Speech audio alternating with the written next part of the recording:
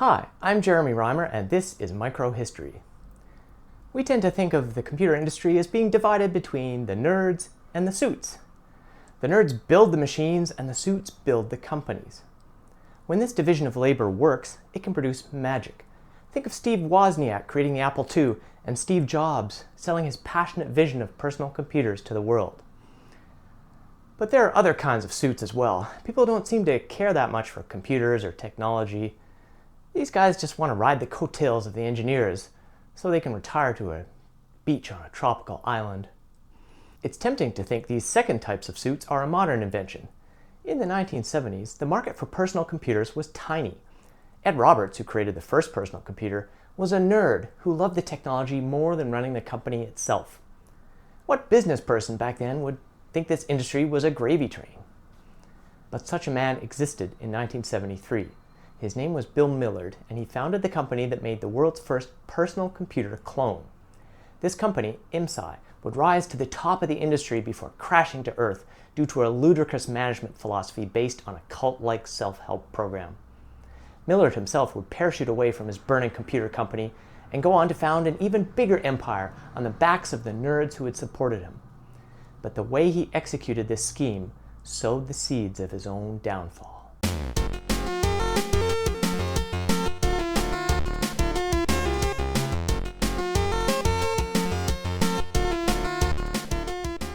Bill Millard was born in 1932 into the silent generation, a small group between the greatest generation who fought in World War II and the baby boomers who came afterwards.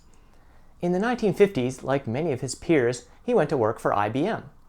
IBM was the biggest computer company in the world at the time, building giant mainframes for its massive sales teams to sell to governments, banks, and other institutions with deep pockets. Bill was a natural salesman. By the late 60s, he'd risen to become IBM's manager of data processing for the San Francisco area. But he yearned to branch out on his own. In 1969, he started a software publishing company with his wife, but it went bankrupt in 1972. The bankruptcy wiped out his savings and forced him to remortgage his house. A year after that, he started a hardware consulting company, IMS Associates. At first, the company was run out of a small rented office by Bill and his wife with no permanent employees. Whenever they found work, they'd contract out engineers and pay them by the hour.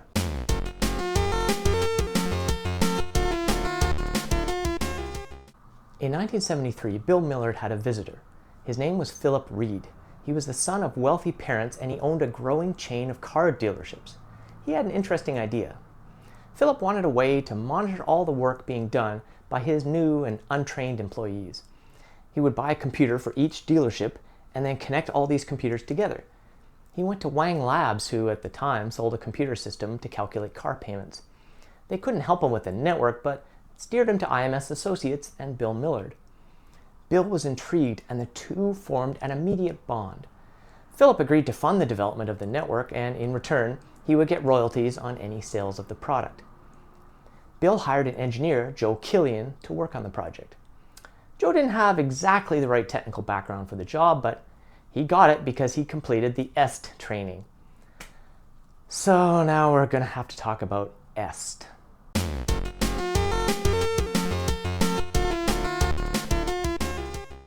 EST stood for Erhard Systems Training and was created by Werner Erhard in 1971. It was a 6-day seminar that cost $300 and claimed to transform one's ability to experience living so that the situations one had been trying to change or had been putting up with clear up just in the process of life itself. What did that mean? It meant whatever you wanted it to mean. In each seminar, about 200 participants were told they couldn't eat, drink, wear watches, or even go to the bathroom for hours at a time. The bathroom thing was really important for some reason.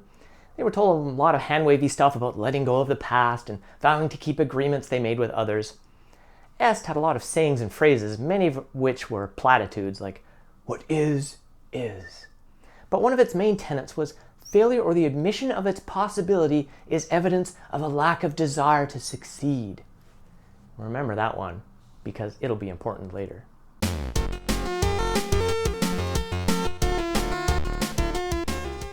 So Joe Killian, even though he had some experience in electrical engineering, didn't really have the training to build a computer network. But he was a smart guy, and he built a system that almost worked, which was kind of incredible. The problem wasn't Joe, but the Wang computers. They were too slow and too expensive. By this time, Philip Reed had invested over $100,000 in the enterprise, and Bill Millard had taken out a $158,000 loan from the Bank of America. Unfortunately for them, it looked like the whole thing might already be a bust. That's when Joe and Bruce Van Natta, a new hire, had the idea to use a cheaper computer that included a microprocessor. They searched around for one, and then out of the blue came the January 1975 cover of Popular Electronics. They immediately ordered an Altair from MITS. But as I explained in the last video, MITS was way behind on delivering its orders, and they wouldn't give IMS a 30-day line of credit anyway. Joe and Bruce were stuck, but they had an even crazier idea. Why not build an Altair clone themselves? They found a friend who already had an Altair and asked if they could borrow it. Bill liked this idea and phoned up a computer store, ordered some more Altairs for the team to dissect. It was the summer of 1975. Joe and Bruce were busy cloning the Altair, working, by their own estimate, 12-hour days with 42 consecutive days in the final stretch. But IMS was running out of money, and they were running out of time. Joe persuaded Bill to buy an ad in Popular Electronics advertising the not-yet-ready clone computer, which they dubbed the IMSAI 8080. The ad ran and the money started to come in, first a trickle and then a flood. The network idea was forgotten. They were off to the races.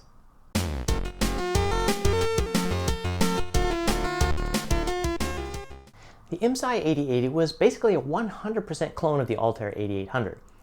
According to Ed Roberts, IMSAI copied the Altair design right down to errors that occurred in early production models of Altair computers. It had the same microprocessor, the Intel 8080, the same bus, the Altair 100-pin bus, even the same front panel. IMS did add some improvements. The front panel switches were nicer, and more importantly, the power supply was way better.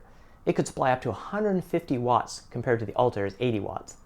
This made the computer much easier to add expansion cards, and of course it could use any Altair expansion card with no modifications. Bill and Philip were now partners in a growing enterprise. They had to staff up a manufacturing division and a sales division. IMS moved into a new office at 1922 Republic Avenue in San Leandro. Everybody seemed to be having a good time. Bill Millard was the ideas guy, inspiring people to work harder with his S-quotes and his own dreams of IMSAI's future domination of the computing universe. Philip Reed was in charge of ramping up the sales division, and Joe Killian and Bruce Van Natta ran the engineering team. Employees hired their own children at $1.50 an hour to do routine tasks, which was technically illegal, but nobody seemed to mind. The company grew quickly. After the IMSAI 8080 shipped in November 1975, IMS had dozens of employees, and sales orders kept coming in. By Christmas Eve, IMSAI had sold 50 computers and had orders for 250 more. But Philip knew the math for growth didn't always work itself out. If you sold 50 computers and then got orders for 250 more, the money you earned from selling the first batch didn't pay for enough parts and labor to build the next one. Bill wasn't much of a math guy. He told his employees to make a miracle, and they often did. But you can't miraculously work harder to make more money appear, even if Bill kept repeating the Est mantra, "If you keep saying it the way it really is, eventually your word is law in the universe." Saying this over and over didn't make the Bank of America any less likely to close IMS down for not making their loan payments. Philip Reed solved this problem by asking his father for more money. Lauren Reed agreed to invest $250,000, but insisted on a convertible note, something that could be exchanged any time in the next 5 years for 20% of IMS stock. And Philip had to fly out to Boston to meet with the board of his dad's company, Mariner, with an IMSAI 8080 in his luggage to prove that it was a real company with a real product. The demonstration worked. IMS got their money, and they were barely able to make payroll. The Mariner note was forgotten about for a while. Sales were skyrocketing, and life was good. But don't worry, we won't forget about it.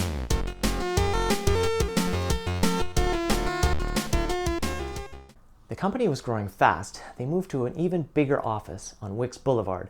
IMS now occupied 2 buildings. Building A was administration, marketing, and sales, and Building B was production and support. It was around this time that IMSAI had a couple of visitors, some long-haired hippies, both named Steve, who had built a small single-board computer and were looking for a partner to help them manufacture it.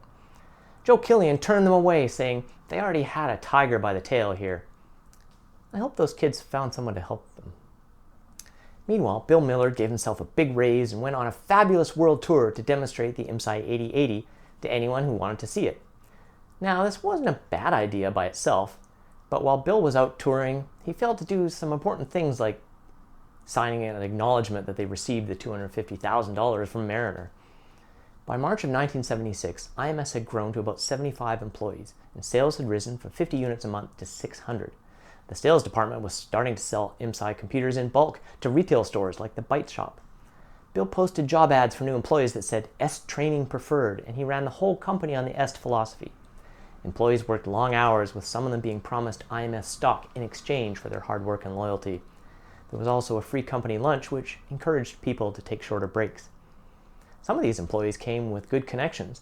One of them knew a professor named Gary Kildo who had written a piece of software called CPM that could act as an interface between a computer and a floppy disk drive, allowing users to store their programs without having to use cumbersome paper tape or slow and unreliable audio cassettes. IMS licensed CPM, the first company ever to do so, and it became the standard operating system for personal computers. Don't worry, I plan to do a video on the CPM story. It seemed like Bill Millard's crazy dreams for IMSAI might be coming true, but there were signs of trouble ahead. IMS was always low on money, and the sales-focused company could hurt itself at times. For example, they might forecast 30 units for the week, and the production team would order enough parts for 30 units, but then they would announce they'd sold 30 more, and they'd had to have them by Friday, despite there not being enough parts available. The production team would arrive at 6 a.m. and stay until at least 8 p.m., often pushing past their fatigue with alcohol. This led to sloppy work. One time they even shipped a computer with a screwdriver still in the case. The sloppiness extended right to the top of the company. Bill wanted a new computer to replace the quick and dirty IMSAI 8080, and he decided it should be an all-in-one unit with a monitor, computer, 2 floppy drives, and a keyboard all in one case. That was a good design and one that other companies would eventually deliver, but Bill arbitrarily decided the case should be a certain size because he'd already bought a bunch of cases at auction for cheap. The engineers complained that the computer would generate too much heat, but Bill told them to make a miracle, and they shouldn't admit to the possibility of failure. Unfortunately, the laws of physics didn't care about the platitudes of EST. The new computer, the VDP-80, ran too hot. It crashed so much that it basically didn't work. But the sales department told the engineers that they already sold a ton of VDP-80s and the company needed cash, so they would just ship them.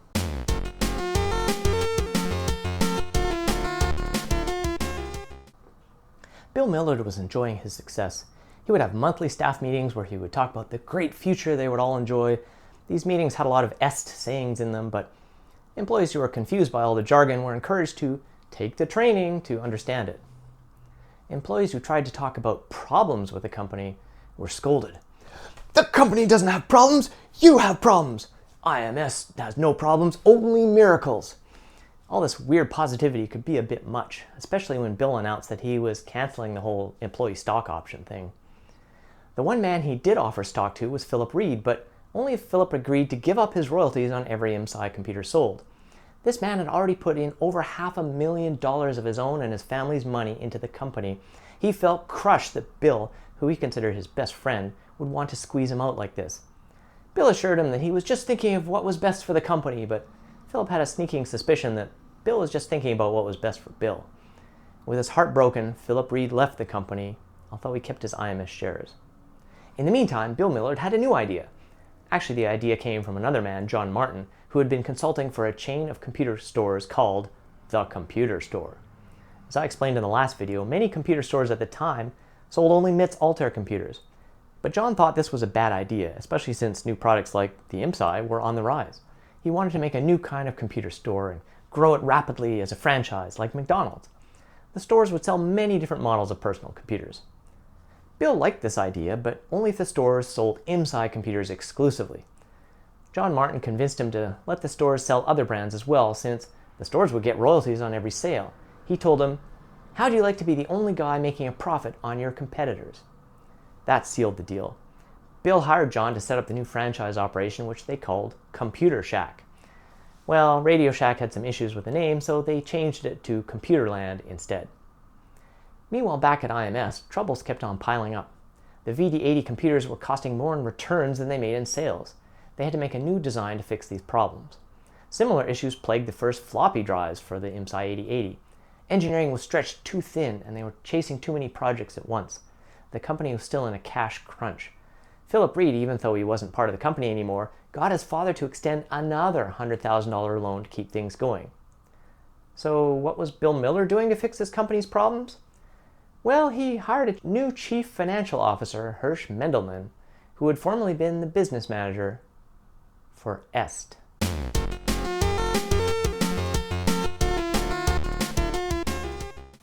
Alright, so here's the simple business plan that Hirsch, the Est guy, came up with. He hired a tax attorney called Harry Margolis. Harry, along with his partner Robert Dunnett and his Czechoslovakian paralegal Andrzej Koznak, created a new corporation called IMSAI. Millard resigned as director of IMS, appointing Koznak as IMS's sole director. Then Koznak sold all of IMS's stock to Presentaciones Musicales, a Panamanian company. Then Presentaciones Musicales liquidated IMS's assets, IMS disappeared. Then IMSAI issued 100% of its own stock to a new company, Alexi Trust, located on the Isle of Jersey in the English Channel. Presentaciones would then license all of the old IMS assets back to IMSAI, and in exchange for the license to use the assets, IMSAI would pay royalties. But the royalties were collected by another company, Interlit, formerly known as Est International Limited, based out of the Virgin Islands. Then Presentaciones would transfer the obligation to pay the annuities to Alexi Trust, Presentaciones would then disappear, and IMSAI's royalties would be transferred to Interlit. What was the point of all this nonsense? Taxes. It was to avoid paying taxes. Of course, none of this helped IMS or IMSAI, the corporation, solve its own internal problems. It didn't fix bad product designs or shoddy engineering. It didn't stop salespeople from overpromising and underdelivering. It didn't stop the bills being 90 days overdue or stop the parts suppliers from refusing to sell them more parts until those bills were paid. And it didn't stop IMSAI from going bankrupt in the spring of 1979.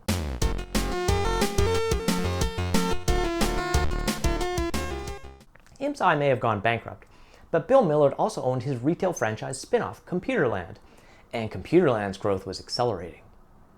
New computers like the Commodore PET and the Apple II were a lot sleeker and more consumer-friendly than the Altairs and IMSAIs.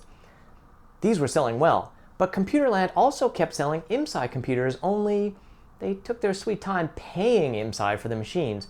At one point, IMSAI's new director of finance froze ComputerLand's credit to preserve the company. But Bill Millard canceled the freeze the next day. He could do that, you see, because he owned both companies. In the meantime, Loren Reed, Philip's father, wanted out of the whole deal. He asked for his $250,000 investment back, and Millard agreed to buy back the convertible note. He just kind of never got around to actually paying it. As IMS changed into IMSAI and ComputerLand, and IMSAI started circling the drain, Loren Reed thought he was being deliberately shortchanged. And he was. The bankruptcy of IMSAI was the last straw. Loren figured that since IMS and then IMSAI had basically funded ComputerLand, that the convertible note should be convertible into 20% of ComputerLand stock. Bill Millard thought differently. They argued for a while, and the directors of the Mariner Company eventually just gave up and told Loren to sell the note for whatever he could get for it. He sold it to John Martin, the guy who'd come up with the idea for ComputerLand and had run it for a while before Bill Millard had fired him. Then John Martin attempted to convert the note into 20% of ComputerLand stock. A month later, Bill sent John a check for $250,000, along with a letter that considered the matter closed. It wasn't. John sued Bill in the fall of 1981. Bill Millard was riding high at the time. Sales of the Apple II and the new IBM PC were booming, and ComputerLand rose with them. An article in Forbes in 1983 painted Bill as the world's first personal computer billionaire. Bill Millard figured he would have an easy victory in court. He was wrong.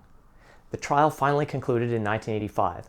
By this time, ComputerLand was selling more than $1 billion of computers a year. Bill Millard was ordered to surrender 20% of his company and pay $191 million in damages. In response, Bill moved to Saipan, a Pacific island that was technically part of the United States but had its own government and was considered a tax haven. But Bill annoyed the people of Saipan so much that by 1987, the small island changed its tax laws just to knock him down a peg. He then sold ComputerLand for $200 million and went into hiding. He wasn't found again until 2011 when the Saipan tax authorities finally tracked him to a mansion in the Cayman Islands. He was 78 years old. Unsurprisingly, Bill had prepared for this moment and had spread his money across as many tax havens as he could find. "I hope he will do the right thing and pay his debts," said Mr. Kim, a partner in the law firm hired by the Saipan government. In 2013, the 80-year-old Bill Millard filed for personal bankruptcy in the U.S. court in Manhattan, claiming that his personal wealth had dwindled to $46 million and that he owed $118 million in back taxes.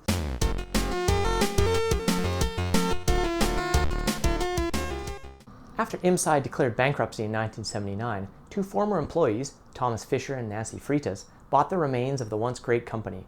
They set up a new IMSAI that would service existing computers and sell any remaining stock.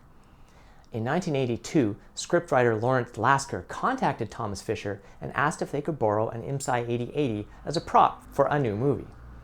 Thomas sent them not only the computer, but a keyboard, a Zenith monitor, a set of floppy drives, and a prototype 300 baud acoustic modem, along with a hidden PC clone that was used to generate the actual interaction that Matthew Broderick had, while connected to the fictional Whopper supercomputer that nearly started World War III.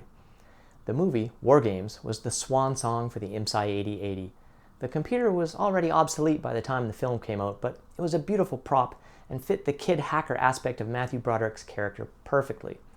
After the movie was released, Thomas Fisher got the props back and kept them in his office, a treasured memento of a brief but exciting time in tech history.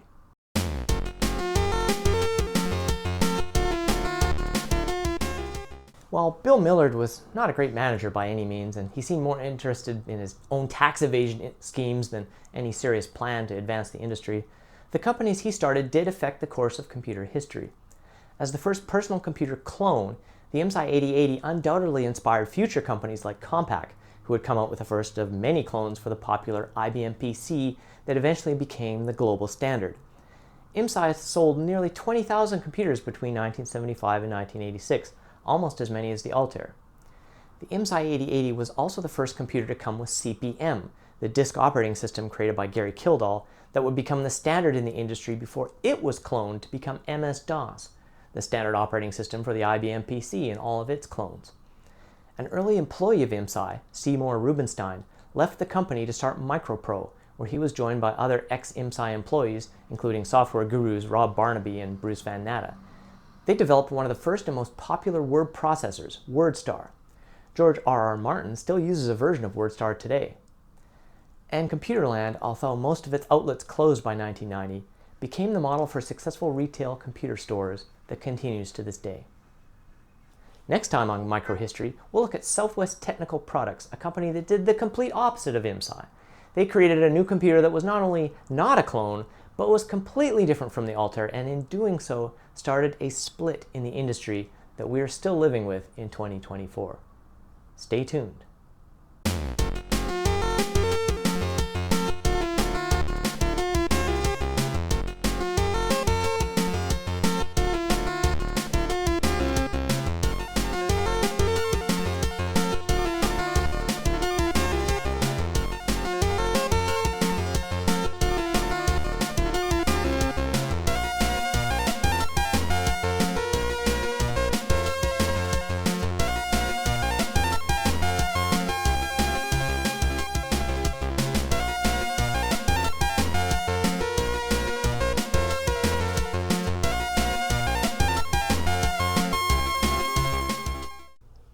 All right, I think that's it.